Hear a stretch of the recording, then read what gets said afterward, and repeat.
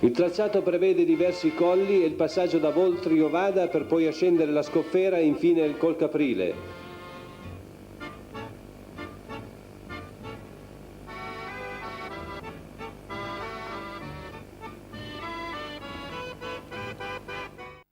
L'Astio pedalano lungo la cornice. È un bel mattino di maggio. I soldati vi guardano, esclamando «Che cannoni!». Però l'andatura non è eccezionale. Per Savona transitano una media di 30. La battaglia con Colcaprile partono in fuga Pezzi e Falzoni. La loro fuga coraggiosa è destinata a durare tutto il percorso. Pezzi ha un ritardo da Magni in classifica di 2 primi e 46 secondi.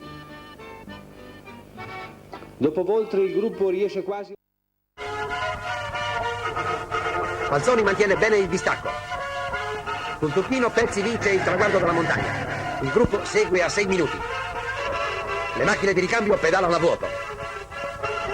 La Scoffera è l'altro grande trampolino della tappa. In Pezzi si sta formando il gran disegno, conquistare la maglia rosa. Sono rimasti in 2 soli rifugiati.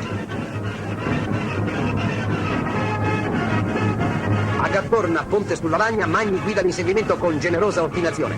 Deve salvare la maglia rosa.